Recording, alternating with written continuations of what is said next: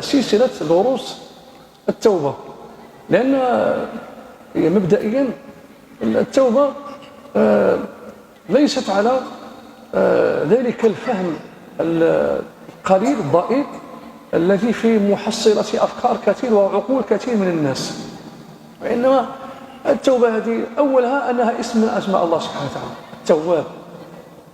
فلو خضنا في اسم من هذا الأسماء الله سبحانه وتعالى الحسنى، اسم الله التواب، فهذا يأخذ منا وقتا طبعا. والقرآن الكريم قلنا أن المقام الوحيد الذي نزل فيه القرآن الكريم أو نزلت فيه سورة، مقامات كثيرة: مقام الإحسان، مقام الصبر، مقام التوبة، مقام الشكر، مقام الدعاء. هذه كلها مقامات توصل العبد إلى الله سبحانه وتعالى. لكن في هذه المقامات وهذا السلم الذي نرتقي به كما وسم ذلك صاحب الكتاب إسحاق الهروي، ألف كتاب سماه منازل السائرين، منزلة بعد منزلة، منزلة وكلها في ترقي إن شاء الله. فابن القيم رحمه الله سمى هذا الكتاب بعد أن شرحه سماه مدارج السالكين بين منازل إياك نعبد وإياك نستعين. فهذه كم مقدمة عن علم التوبة، أو التوبة كحال، والتوبة كعلم، والتوبة كعمل. الإنسان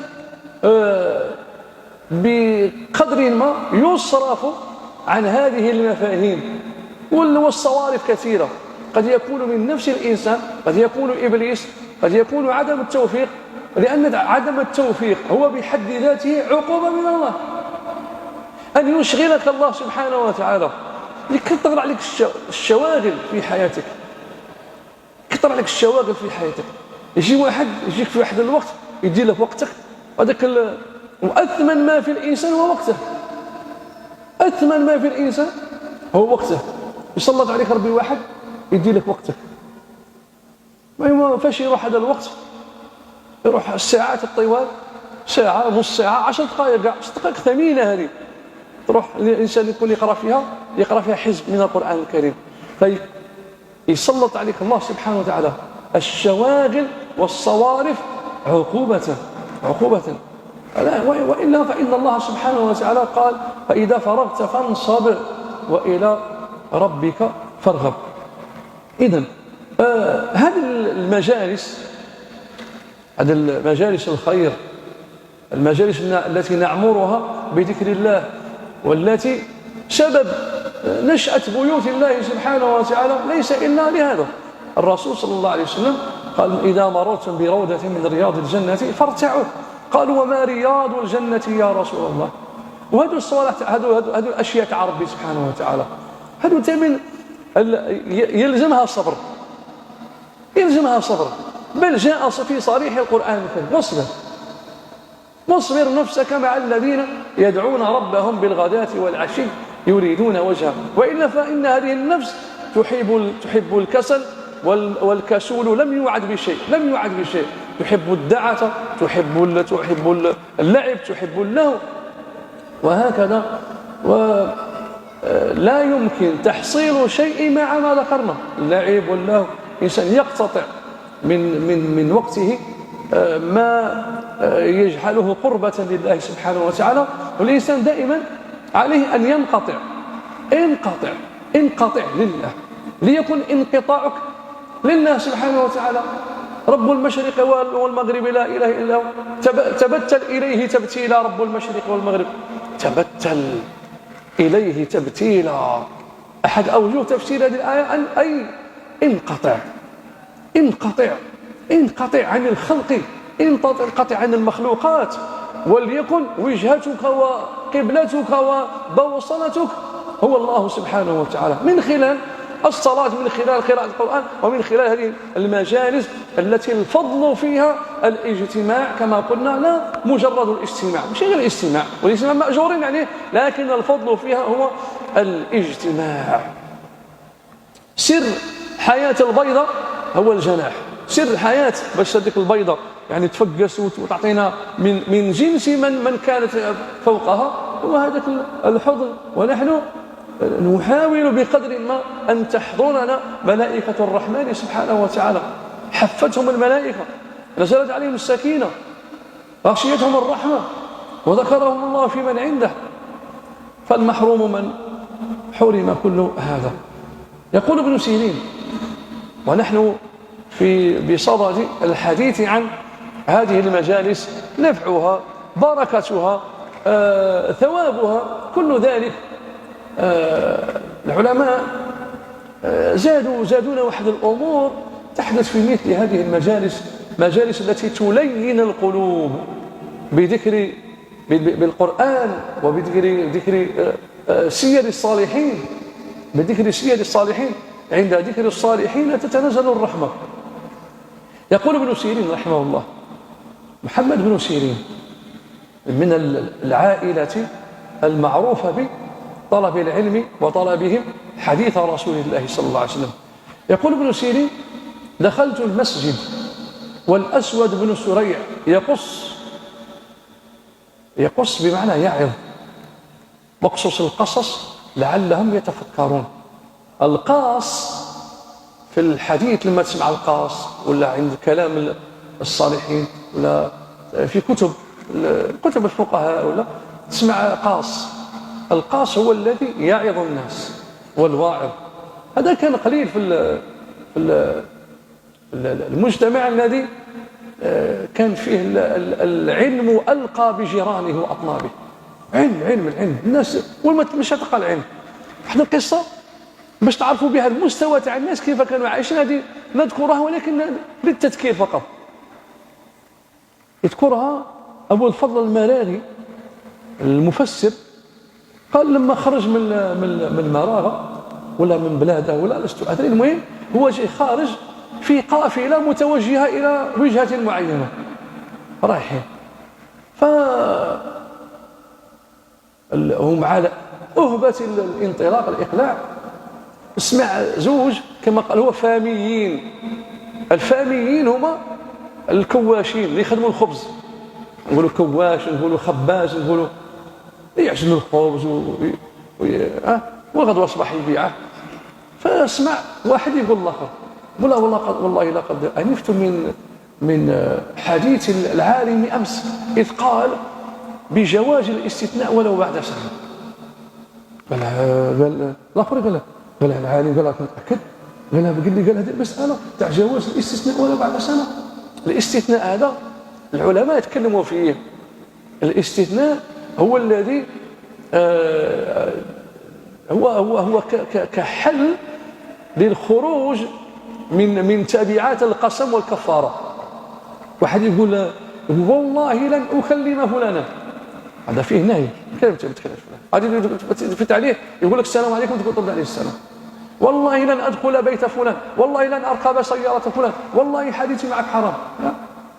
هذا لا يجوز مثل هذا القسم، يحلف على حسب اللي ما يدير هذا. فقال النبي عليه الصلاة والسلام أن صاحبه يحنث في القسم، ويأتي الذي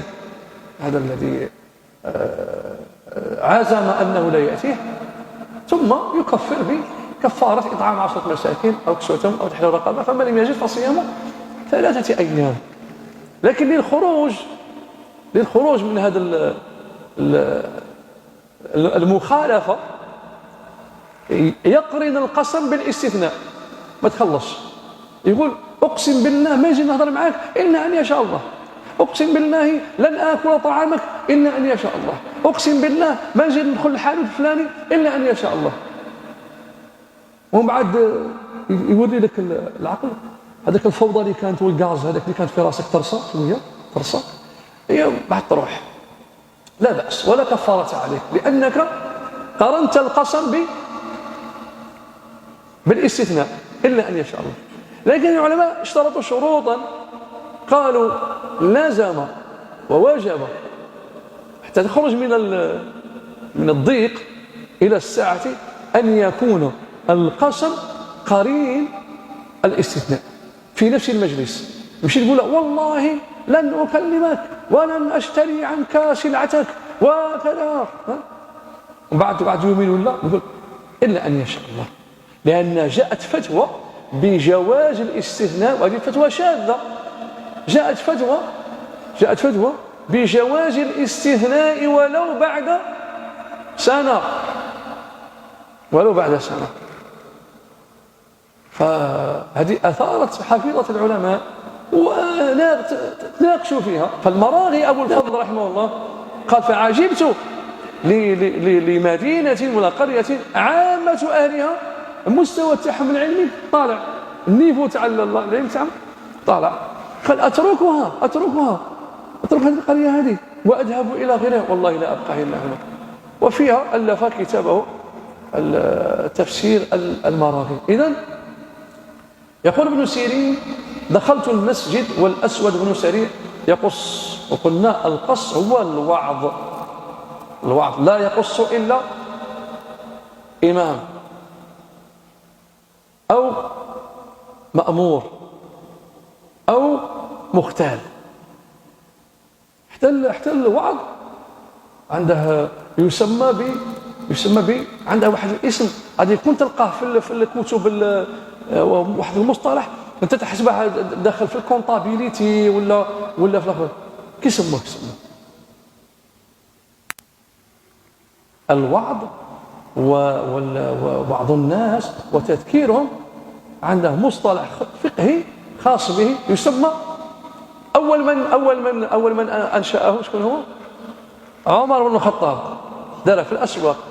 دور انت بروحك كي تقرأ في الأسواق الحسبة. بارك الله فيك. الحسبة سموه نظام الحسبة. انت كي تقرأ الحسبة وتقرأ الأسواق، وعمر تقول انت الحسبة هذا باين كان يدور عليهم يحسب لهم شعر يدخلوا وشعر يخرجوا. لا، الحسبة هو يعني الاحتساب لله، أنه يوعظ الناس محتسب لله سبحانه وتعالى، لكن بتكليف من الإمام في زمن كثر فيه العلم وقل فيه الوعظ، فكانوا يستعينون بهذا نظام الحسبة. يكلفوا واحد هو يتمشى في الأسواق تقي الله وخاف الله سبحانه وتعالى. كاين شحال من عالم كانت بداية طلب العلم تاعك من هكا، عن طريق واعظ كان يعظه، وبعد دخل في الله فتولى عالم. فيقول: فدخلت وإذا قاص يقص وقد اجتمع أهل المسجد حوله، وفي ناحية أخرى من المسجد حلقة من أهل الفقه يتحدثون بالفقه ويتذاكرون. فركعت ما بين حلقة الذكر وحلقة الفقه. وقعدت نخمم عن هذا ولا عن هذا. فلما فرغت من السبحة أي الركعتين قلت: لو أني أتيت الأسود بن سريع فجلست إليه فعسى أن يصيبهم إجابة دعاء أو رحمة فتصيبني معهم. ثم قلت، ما زال يتردد نروح معاه تاع اللي راه يدير موعظة ولا. ثم قلت: لو أتيت الحلقة التي يتذاكرون فيها الفقه فتفقهت معهم لعلي أسمع كلمة لم أسمعها فأعمل بها.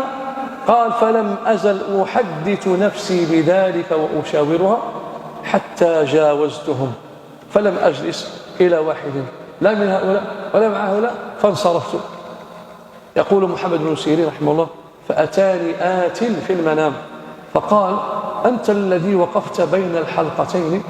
قلت: نعم. قال: أما إنك لو أتيت الحلقة التي يذاكرون فيها الفقه لوجدت جبريل معهم. كان السلف كما قلت يلتمسون هذه الحلقات، حلقة الوعظ والقص، ويتحينون له فرصه. كان أبو محمد بن عبادة المعافري قبلها، وهذا كنا من أهم المهمات، فقد حث عليه السلف كثيرا وحذروا من تركه والتفريط فيه، لأن الشخص حال انشغاله في طلب العلم فقط قد ينسى هذا الأمر المهم. علاش العلماء علماء التزكية، علماء أمراض القلوب، علماء النفس هذه كيفاش أزيل منها خباياها، كيفاش أزيل منها، دخلوا في خبايا هذه النفس، كيفاش ننزع الأضرار منها، كيفاش غير العلم وحده دون تزكية. القرآن قدم التزكية على العلم، القرآن قدم التزكية على العلم. سيدنا إبراهيم عليه السلام: ربنا اجعل هذا بلدنا آمنا وارزقنا، ربنا وابعث فيهم رسولا منهم يتلو عليهم آياتك ويعلمهم الكتاب والحكمة ويزكيهم إنك أنت العزيز الحكيم. ثم امتن الله سبحانه وتعالى وعدل القضية: هو الذي بعث في الأميين رسولا منهم يتلو عليهم آياته ويزكيهم ويعلمهم الكتاب والحكمة. إذن هذه التزكية، هذا التزكية شيء مقصود ومراد به. ما معنى التزكية؟ هذه التزكية اللي شأنها عظيم في القرآن الكريم وفي حياة رسول الله صلى الله عليه وسلم. هو الذي بعث في الأميين رسولا منهم يتلو عليهم آياته ويزكيهم ويعلمهم الكتاب والحكمة. سيدنا إبراهيم: اللهم بعث فيهم رسولا منهم يتلو عليهم آياته ويزكيهم. سيدنا إبراهيم دعا بالتزكية. بل أطول قسم في القرآن الكريم كما مر على مسامعكم، أطول قسم في القرآن الكريم، أطول قسم في القرآن الكريم على تزكية النفس: والشمس وضحاها والقمر إذا تلاها والنهار إذا جلاها والليل إذا يغشاها والسماء وما بناها والأرض وما طحاها ونفس وما سواها فألهمها فجورها وتقواها قد أفلح من زكاها. قد أفلح من زكاها. أطول قسم في القرآن الكريم على بتزكية النفس. فما هي تزكية النفس؟ ها هي وش هي تزكية النفس؟ هذه المجالس اللي نتكلموا فيها على التوبة، هذه المجالس اللي تحث على الجود، كيف تصير جوادا، كيف تصير شاكرا، كيف تصير صبورا، كيف تصير. هذه المجالس التي نحن بحاجة إليها. نختم بهذه النقطة. واليوم المفروض عندنا عتقاء الله من النار. معليش رانا نجلس إن شاء الله وكل من دون فائدة. ومن حيث جلسنا إلى هذه اللحظة ما زالت الملائكة تحفنا، وما زلنا نحظى بعناية ربانية، وما زالوا والخير القدام إن شاء الله. محمد بن عبادة المعافري يحدث أنه وصحبه كانوا عند أبي شريح المعافري رحمه الله، فكثرت المسائل. هنا الرسول صلى الله عليه وسلم حتى القرآن ماشي غير المسائل، قرآن قال: اقرأوا القرآن ما ائتلفت عليه قلوبكم فإذا اختلفتم فقوموا عليه. قرآن، اقرأوا القرآن ما ائتلفت عليه قلوبكم، وهذا الحديث في الصحيح: ما ائتلفت عليه قلوبكم فإذا اختلفتم فقوموا عنه. قال هذه القراءة مشي هاك، وهذه القراءة كذا، وهذه قراءها أبو عمرو البصري كذا، وهذه قراءة لا هي صحيح. هذه دير الضغينة. والقرآن إنما أنزل لأن يبث الرحمة في قلوب الناس. مسائل لا هذه يقول والله هذيك مسائل راهي تثار في هذا الزمان والله كأنما وراءها خلفيات. من يجي ما جا كاع ما على بالناش زكاة الفطر. تما حنا جاهلة وحنا مغفلين، وحنا ما زلنا غير كل عام لا نخرجوها حنطة، لا نخرجوها شعير، لا نخرجوها دراهم، لا نخرج ما زال كل عام. هذه مسائل لم تحسن بعد، لم يحسن فيها الخلاف بعد. يجوا تاع بكري هذو العلماء والقدماء والمسلمين يضحكوا علينا. ما زلنا في هذه المسائل، ومن بعد تجي وتشوف يثار عليها الضجات العظيمة، وتحدث بها يحدثون بها فرقة ويحدثون بها، وبعد تولي السباب وتولي الاخر، وانتم تنتموا الطائفه المناهضيه، وانتم الاخر. هذه مساله هذه يا سيدي. يجي رسول الله صلى الله عليه وسلم يلقانا كما هكا متدابجين على هذه المسائل التي تورث في القلب كما قال قوموا نوضوا عليها. قد درنت قلوبكم فقوموا إلى خالد بن حميد المهري استقلوا قلوبكم وتعلموا هذه الرغائب والرقائق، فإنها تجدد العبادة وتورث الزهادة وتجر الصداقة. وأقلوا المسائل فإنها في غير ما نزل تقسي القلب وتورث العداوة. كان شعبة يقول هذا، شعبة بن مسلم الحجاج، إن هذا الحديث ومن طلبة الحديث، وما أدراك ما شعبة، كان يقول إن هذا الحديث يصدكم عن ذكر الله وعن الصلاة وعن صلة الرحم فهل أنتم منتهون. كاين شي علماء كيجي عندها يقول لك لا، انت لا تصلح للحديث ولا ما تصلحش، يقول لك انت ما تصلح للحديث، انت غادي يزيغ به قلبك، غادي تولي فيك واحد الكبر. واحد المره طالع للقطار ولا يشوف واحد، انا لست ادري انه طالب علم، واحد الشاب هكا ما شاء الله، لكن طريقه التحيه تاعه ماشي ديك العفويه، اوحت بانه يريد ان يعرف بنفسه انه شيء، فصافحني مصافحه شوفي انا تقريبا نمثل لكم وخي صغير ما شاء الله شاب هكا لاباس، السلام مشيت تاع الاهلي، انا صافط هذاك عادي، انا صافط عادي كي راك لاباس الحمد لله. هي بعد قال لي راني نحضر في الماجستير صح، النفس راهي تطلق، بدا الانتفاخ الداخلي، كانت لا ليسونس بدات تنفخ، بدات الاخر. انا لا اقول ان لا، كاين خوتنا ما شاء الله دكاتره وجهابه العلم، لكن شوف هذا في البدايه تاعه بدات نفسه تنتفخ شيئا فشيئا. لا ينال العلم هكذا، العلم ينال بالتواضع، والقصد فيه أني أطلب العلم أي حاجة إلا تحدث فيها نية. أطلب العلم، لماذا أطلب العلم؟ حتى نعبد الله سبحانه وتعالى عبادة صحيحة، وحتى أعلم غيري. ما أخطأتك هذه النيات فهذا العلم سيجر صاحبه إلى الويل والطهور. ما أخطأك هذا العلم، أتعلم وأعلم غيري، خيركم من تعلم القرآن وعلمه. نكتفي بهذا القدر إن شاء الله. غدا إن شاء الله نذكر هذا التوبة، مراتبها وأنواعها إن شاء الله، مع هذا الفصل الذي أردت أن أسمعكم إياه، ألا وهو عتقاء الله من النار. اللهم اجعلنا من عتقائك يا الله. سبحانك اللهم وبحمدك، أشهد أن لا إله إلا أنت، أستغفرك وأتوب إليك. السلام عليكم.